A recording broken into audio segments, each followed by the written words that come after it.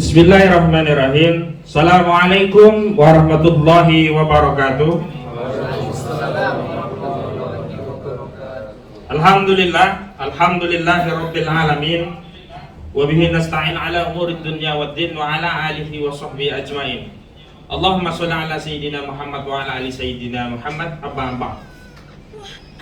Kepada rekan-rekan media yang saya hormati, juga kepada seluruh pemirsa yang menyaksikan siaran pembacaan pernyataan hukum secara bersama nanti serta penyampaian pandangan-pandangan dari sejumlah tokoh berkaitan dengan adanya putusan dari Hakim Pengadilan Negeri Jakarta Selatan yang pada Jumat 18 Maret yang lalu telah memvonis onslah atau lepas dua terdakwa pelaku pembunuhan 6 laskar FPI, yakni Bribtu Fikri Ramadan dan Ibda M. Yusmin Oborela. Terima kasih saya ucapkan atas kehadirannya. Yang pertama kita panjatkan puji syukur kita kepada Allah. Yang kedua salat salam semoga selalu terlimpah kepada Rasulullah. Dan perlu kami sampaikan bahwa pada kesempatan kali ini alhamdulillah sudah hadir di tengah-tengah kita. Sebelah kiri saya ada Bang Marwan Batubara, lengkapnya Dr. Marwan Batubara MSc. Beliau selaku bagian dari TP3, tim pemantau peristiwa pembunuhan. Yang kita ketahui produk terkenalnya adalah buku putih pelanggaran HAM berat. Kemudian di sebelah kanan saya ada Bang Suada atau Bang Akse. Ini adalah salah satu keluarga korban yang nanti juga bisa menyampaikan pandangan dari keluarga korban terkait putusan ini. Dan bahkan saya ingin lebih rinci menanyakan apakah keluarga korban ini memberikan maaf kepada kedua terdakwa ini, dan apakah yakin yang melakukan tindakan ini hanya dua orang yang hari ini dijadikan terdakwa kesakitan di Pengadilan Negeri Jakarta Selatan, atau memiliki keyakinan yang lain. Sebab di dalam Islam yang punya kewenangan untuk memaafkan dalam hal hukum bunuh, kisos, adalah keluarga korban, bukan hakim.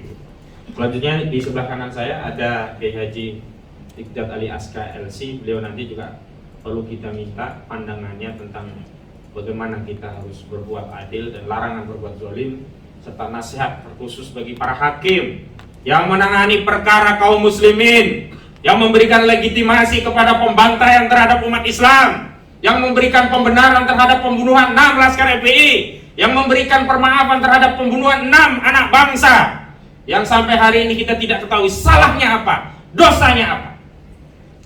Dan alhamdulillah juga di tengah-tengah kita ada keluarga korban yang nanti juga akan diperkenalkan satu persatu saat penyampaian perwakilan keluarga. Dan juga ada sejumlah tokoh dan ulama se-Jabodetabek. Yang jelas saya selaku penginisiator dan dalam hal ini mewakili KPAU, pertama-tama kami ingin menyampaikan pandangan-pandangan dan nanti akan dilanjutkan dari sejumlah perwakilan yang lain. Nanti setelah dari KPAU ada dari Bang Marwan Batubara, kemudian juga ada dari Bang Akse atau Bang Suada, baru ke Ustadz Iqdat Ali Aska sambil menyusul. Dalam perjalanan sudah mengkonfirmasi Bang Aziz Januar selaku kuasa hukum keluarga korban dari 6 Laskar Front Pembela Islam. Dan juga sudah konfirmasi tadi Bang Novel Bang Mukmin juga akan hadir di tengah-tengah kita. Dua narasumber yang akan menyampaikan pandangan, menyampaikan uzur. Yang pertama Bang Juju Purwantoro, beliau ada uzur kegiatan keluarga yang mendadak.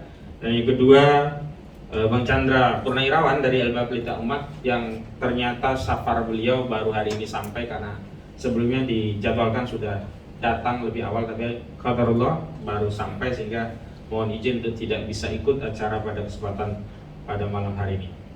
Baik, pertama dari kami tim Koalisi Persaudaraan dan Advokasi Umat. Yang pertama saya ingin menjelaskan apa itu putusan lepas dan apa itu putusan bebas. Di dalam ketentuan pasal 191 Kitab Undang-Undang Hukum Acara Pidana atau kita sebut dengan istilah KUHAP, itu tegas memang ada dua jenis putusan, 191 ayat 1 dan 191 ayat 2. Yang pertama apa yang disebut sebagai putusan bebas. Putusan bebas maknanya adalah apa yang didakwakan oleh jaksa itu tidak terbukti, peristiwanya tidak ada, tidak terbukti. Misalkan dakwaannya peristiwa pembunuhan dan penganiayaan, ternyata fakta persidangan tidak terjadi pembunuhan, tidak ada korban, tidak ada penganiayaan, yang ada hanya dikitik-kitik misalnya. Fakta persidangan ternyata tidak ada penganiayaan, yang ada hanya dicubit-cubit misalnya. Maka dalam kasus yang demikian, terdakwa harus divonis bebas atau yang disebut dengan fispah. Namun yang kedua, ada putusan yang disebut dengan onslah atau putusan lepas dari tuntutan jaksa. Jadi apabila satu dakwaan itu memang dibuktikan tetapi ternyata ada alasan pembenar dan alasan pemaaf, di antaranya karena tugas dan perintah jabatan. Yang kedua, ada juga apa yang disebut dalam ketentuan pasal 49 sebagai nudbir atau pembelaan terpaksa, yang hari ini oleh Hakim Pengadilan Negeri Jakarta Selatan, pembelaan terpaksa ini dijadikan dalil untuk melepaskan dua terdakwa yang ternyata setelah dilepaskan mereka sujud syukur. Kita juga mau tanya nanti kepada keluarga, ini sujud syukur maksudnya apa? Apakah mereka bersyukur telah bisa ya membantai 6 laskar tapi tidak bisa dipenjara? Apakah itu syukurnya? Apakah mereka syukur mau menampakkan kepada kita bahwa mereka bisa berbuat zalim semaunya dan menertawakan kita semua yang mengerti keadilan, mengerti kebenaran, mengerti hukum, mengerti telah terjadi pembantaian terhadap 6 anak bangsa, dan kemudian mereka bisa tertawa karena tidak bisa dipidana? Apakah itu maksud daripada sujud syukur dan tertawanya mereka? Nanti kita juga minta tanggapan dari keluarga. Saya sendiri bukan anggota keluarga, sakit sekali rasanya ya melihat orang yang melakukan pembunuhan justru bersyukur dan bahkan tertawa dengan lepasnya dari itu. Seolah-olah mereka menang dan mereka seolah-olah yang memiliki negara ini dan mereka tidak bisa dituntut. Dan yang berbahaya tentu saja bagi kita semua, kalau pembunuhan diperlakukan seperti ini, setiap pembunuhan apapun dalilnya kemudian diberikan narasi pembelaan terpaksa, nudwer sebagaimana diatur dalam ketentuan pasal 49 KUHP, lalu bagaimana nasib nyawa anak bangsa? Akan sangat mudah sekali orang membunuh dan kemudian mereka mempersiapkan diri dengan alasan pembelaan terpaksa.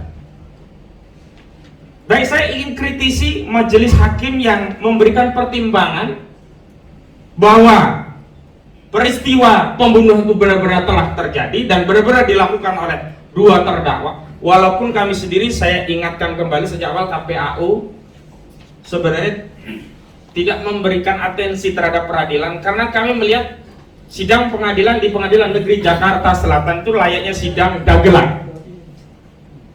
Indikatornya sederhana saja.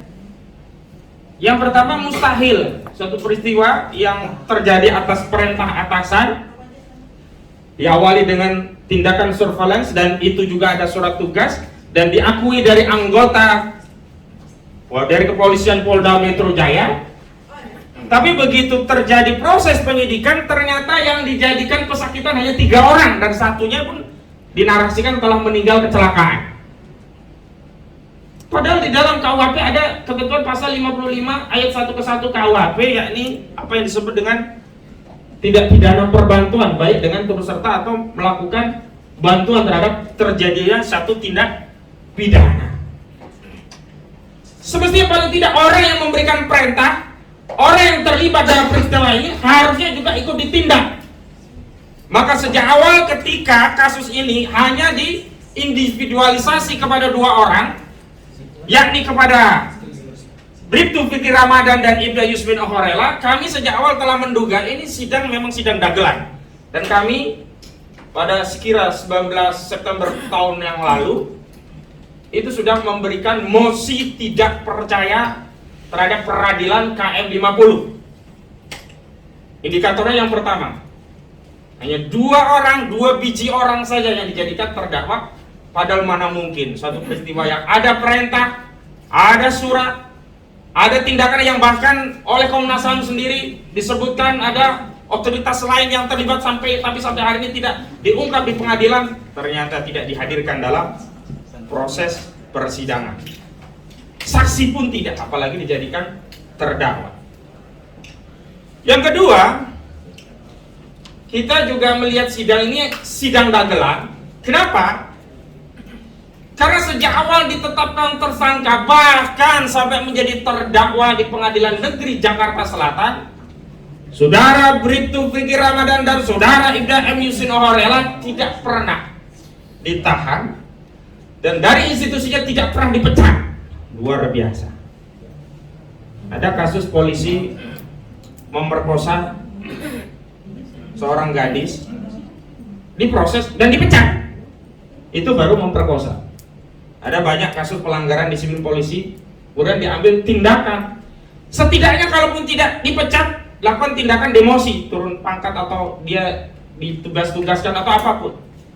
Tapi pada kasus ini, dua polisi yang menjadi terdakwa ini tetap aktif dan tidak ditahan. Itu adalah indikator bahwa kasus ini kasus sidang dagelan. Dan sejak awal kami dari KPAU sudah menegaskan bahwa semestinya mengutip apa juga yang disampaikan oleh temuan dari TP3, nanti Bang Marwan akan menjelaskan lebih lanjut, bahwa kasus ini sedianya harus diselesaikan dengan ketentuan Undang-Undang Nomor 26 Tahun 2000 tentang Pengadilan Hak Asasi Manusia yang telah memenuhi kriteria atau unsur-unsur kejahatan HAM, ya, kejahatan HAM berat, bukan pelanggaran HAM biasa. Jadi sebagaimana disampaikan Pak Mahfud MD, ini bukan pelanggaran HAM biasa, tapi ini adalah pelanggaran HAM berat yang harus diadili pada kewenangan pengadilan khusus, peradilan khusus, yakni Pengadilan Hak Asasi Manusia sebagaimana diamanatkan dalam ketentuan Undang-Undang Nomor 26 Tahun 2000 tentang Pengadilan Hak Asasi Manusia.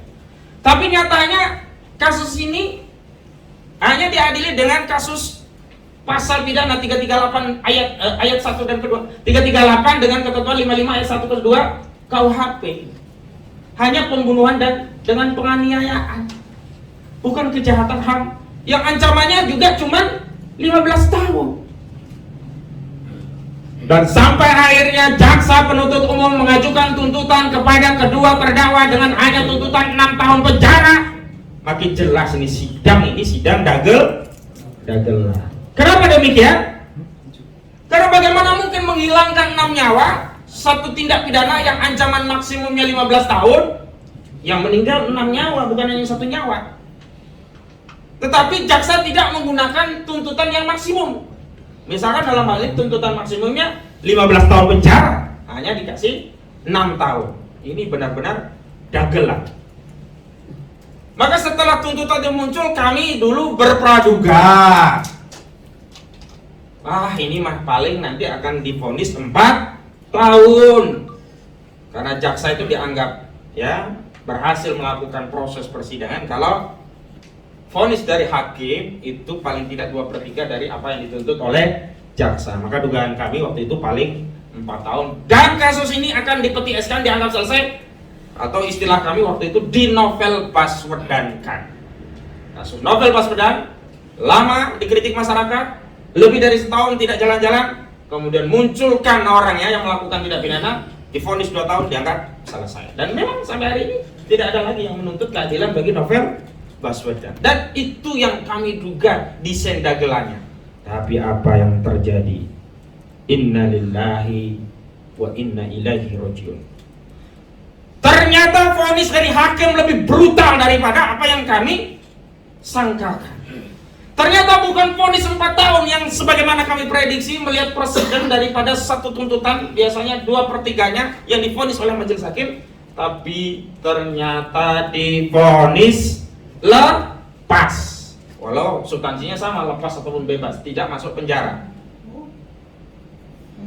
Ini benar-benar peradilan sesat dan menyesatkan. Vonis sesat dan menyesatkan. Apakah kita ridho dengan putusan seperti ini? Tidak. Apakah ini yang disebut dengan keadilan hukum? Tidak.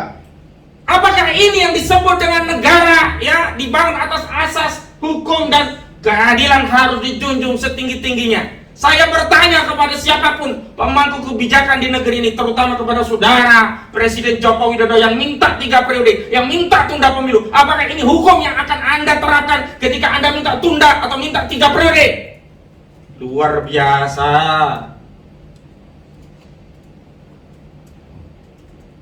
Jadi ternyata hakim memutus onslah sesuai dengan ketentuan pasal 191 ayat 2 KUHP, di mana perbuatannya terbukti memang mereka yang membantai, tetapi dimaafkan dan dibenarkan. Alasannya pembelaan terpaksa. Nuzir. Padahal di dalam ketentuan pasal 49 KUHP, pembelaan terpaksa itu harus ada unsur pembelaan itu bersifat terpaksa. Nih, misalkan saya kasih contoh.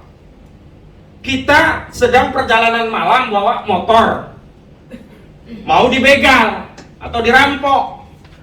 Orang itu bawa celurit dan mengarahkan celuritnya kita menghindar, kita melawan. Kemudian kita bawa helm, kita hajar kepalanya, mentok sampai mati. Memang ini melakukan pembunuhan. Terbukti dia melakukan pembunuhan, tapi ini bisa dibenarkan. Kenapa? Karena pembelaan itu sifatnya terpaksa dan ada unsur serta-merta, tidak ada perencanaan. Dan memang perlawanan dia itu seimbang. Celurit dibalas dengan helm. Kalau yang helm menang kan berarti itu kebetulan saja. Umumnya celurit sama helm menang mana? Ini yang disebut dengan pembelaan terpaksa. Tapi apa yang terjadi pada 6 laskar FPI?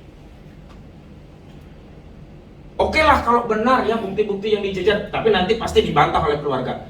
Ada samurai yang dibawa dulu oleh Pangdam Jaya, Saudara Dudung Abdurrahman. Saya protes kepada Dudung, karena bukan tugas dan wewenang TNI menegakkan hukum. Kenapa ikut-ikut gelar perkara dan memamerkan barang bukti? Itu tidak boleh, ini pelanggaran ini. Institusi TNI tidak boleh ikut-ikutan menegakkan hukum. Ada pakemnya sendiri, ada tupoknya sendiri. Tupoksinya TNI melawan OPM, dikirim ke Papua, bukan ikut-ikutan memamerkan senjata. Dan saat itu saya melihat di TV, dan kita semua juga melihat ada salah satunya samurai. Oke, anggap saja itu yang dilakukan oleh anggota Front Pembela Islam 6 orang yang akhirnya meninggal. Ancamannya jadi dari samurai, dan kemudian kepolisian membawa senjata api. Kira-kira menang mana kalau diadu? Senjata api atau samurai? Api. Bisa nggak orang yang bawa senjata api membela terpaksa langsung menembak mati? Dan kalaupun pembelaan terpaksa, kenapa tidak satu saja yang mati? Yang lain pasti takut. Kenapa harus 6-6-nya? Ini yang namanya pembelaan terpaksa. Ini memaksa membantai menurut saya. Takbir! Jadi bahkan juga melalui dakwaan, dan ini sudah muncul fakta persidangan, dan ini juga dijadikan dasar oleh jaksa untuk menuntut dalam konteks apakah perbuatan itu meringankan atau memberatkan. Jadi ada penguntitan, berarti sudah ada rencana. Di mana seketikanya kondisi memaksanya itu bersifat insidental gitu.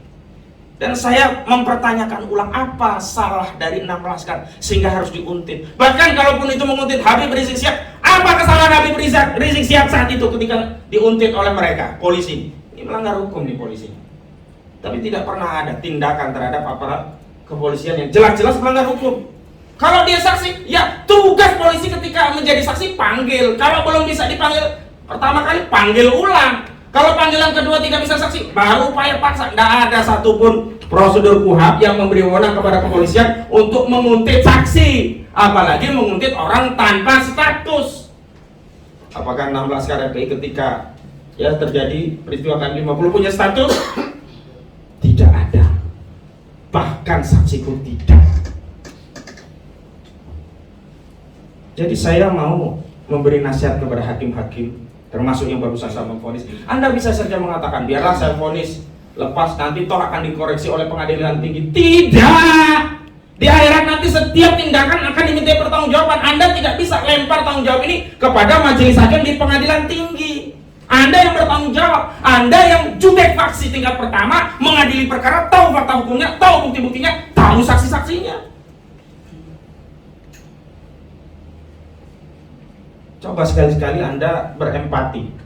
Andaikan yang dibantai itu anak saudara. Wahai hakim-hakim, wahai jaksa, wahai polisi, coba kalau Anda punya anak yang dibantai secara keji itu anak saudara atau adik saudara atau keluarga saudara. Kejam sekali putusan ini. Pembunuhannya itu kejam. Tapi melegitimasi pembunuhan dengan membenarkan dan memberikan maaf, ini lebih kejam. Ini yang disebut dengan melegitimasi kejahatan. dan ingin melegitimasi kejahatan dengan putusan. Yang putusan itu irah-irahnya demi atas nama berdasarkan ketuhanan yang Maha Esa, demi keadilan. Itu irah-irah putusan yang saudara bacakan. Keadilan bagaimana? Demi ketuhanan yang seperti apa? Jika satu peristiwa kejahatan luar biasa, pembunuhan 6 laskar, Anda benarkan, Anda maafkan. Saya ingin juga tegaskan bahwa jangan dikira masyarakat kita semua itu diam seolah-olah kita ini bodoh. Banyak sebenarnya profesor, doktor, bahkan sarjana hukum pun kalau sudah belajar tentang asas-asas hukum pidana, ini nggak masuk ini. Memang asas-asas hukum pidana itu, tindak pidana itu adanya satu perbuatan, ada kesalahan, tidak ada alasan pembenar, tidak ada alasan pemaaf, maka dia layak dipidana. Perbuatan ada. Dan yang menjadi masalah adalah kenapa perbuatan ini dianggap tidak melawan hukum. Hanya dengan dalil ada alasan pembenar, ada alasan pemaaf. Teori Nuremberg ini kok sudahlah, tutup sajalah semua fakultas hukum. Gak usah lagi membahas asas-asas hukum pidana. Gak usah lagi baca-baca teori tentang Nuremberg, pembelaan terpaksa dan sebagainya. Karena pada akhirnya hukum itu terserah yang pegang palu pengadilan. Oh, nanti ada yang bilang, ya silakan saja lah berbeda pendapat dengan putusan hakim, toh masih ada upaya hukum. Silahkan banding, silahkan. Ini yang menjadi soal, kenapa? Karena ini masalah pidana, bukan perdata. Kalau perdata silakan saja lah, masih melencong-melencong. Paling itu kaitannya hanya masalah duit, masalah harta. Ini pidana, masalah nyawa. Pemirsa sekalian yang dirahmati oleh Allah Subhanahu wa Ta'ala, tidak ada ungkapan yang lebih tepat selain apa? Ini benar-benar peradilan sesat dan menyesatkan, benar-benar peradilan brutal. Dan ini merupakan tanda bahwa hukum sudah mati. Tidak ada lagi itu keadilan. Lalu apa yang harus kita lakukan? Baik, memang keadilan tidak ada, tapi kita tetap terus akan menuntut keadilan itu. Bahkan nanti kalau rejim ini berganti, ini rejim Jokowi ini berganti, kita tetap akan tuntut ulang, diproses ulang, disidik ulang. Karena masih ada satu peradilan yang belum dilakukan dalam proses penegakan hukum, yaitu peradilan hak asasi manusia berdasarkan ketentuan Undang-Undang Nomor 26 Tahun 2000.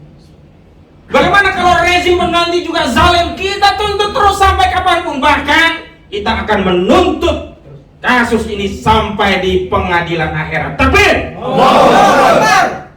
Dan ingat, pengadilan akhirat tidak ada lagi permaafan. Justru sekarang kalau mau minta maaf, sekaranglah waktunya meminta maaf kepada keluarga korban dan terangkan dengan sejelas-jelasnya peristiwa yang sesungguhnya. Sebab bagaimana mungkin kita bisa percaya, karena semua proses peradilan itu sepihak. Saksi dari pihak kepolisian, semua dari pihak kepolisian. Sementara saksi dari kita 6-6-nya meninggal semua. Bagaimana mungkin kita bisa melakukan verifikasi terhadap apa yang dijelaskan oleh saksi-saksi? Karena semua saksi dari pihak kepolisian. Terus kewenangan untuk mengajukan upaya hukum juga bukan ada di keluarga, ada di jaksa. Ya bisa saja nanti jaksa pasti akan melakukan upaya banding karena memang ini jaksa dianggap tidak becus karena vonisnya lepas. Divonis 2 tahun saja jaksa itu harus banding karena kurang dari 2/3 tuntutan jaksa. Tapi inilah cara Allah membuka makar-makar mereka, orang-orang zalim. Jadi mereka sudah benar-benar tidak menganggap orang-orang yang berbicara tentang keadilan. Sudah dianggap kita ini semuanya matanya ditutup, telinganya ditutup, maka mereka tidak mengambil pilihan. Misalkan divonis 6 tahun, 4 tahun lah, hitung-hitung untuk mengkompensasi kemarahan masyarakat. Enggak, divonis lepas. Luar biasa. Dan spirit pengadilan akhirat ini yang akan membimbing kita semua untuk terus berjuang membela 6 syuhada FPI. Bahwa 6 syuhada FPI ini telah mendapatkan kebaikan dari sisi Allah. Mereka semua husnul khotimah dalam memperjuangkan, membela agama Allah, membela ulama, ya selesai, urusan mereka sudah selesai. Yang belum selesai urusan kita dengan rezim ini. Bahkan sampai akhirat urusan kita tidak akan pernah dengan rezim ini selesai sebelum mereka benar-benar bertobat. Dan kenapa kita harus menolong 6 laskar FPI yang bukan saudara kita? Memang bukan saudara karena nasab, bukan karena saudara darah, tapi hakikatnya 6 laskar FPI ini adalah saudara karena akidah Islam. Karena baginda yang mulia Rasulullah Muhammad sallallahu alaihi wasallam bersabda, "Al-muslimuna akhul muslim, la yazlimuhu wa la yuslimuhu wa la yahduluhu." Seorang muslim adalah saudara bagi muslim yang lainnya, tidak boleh menzalimi, tidak boleh menyakiti, dan tidak boleh menyerahkannya kepada musuh. Dan kita tidak akan ridho darah saudara-saudara kita 16 kali diserahkan kepada rezim yang zalim ini. Takbir!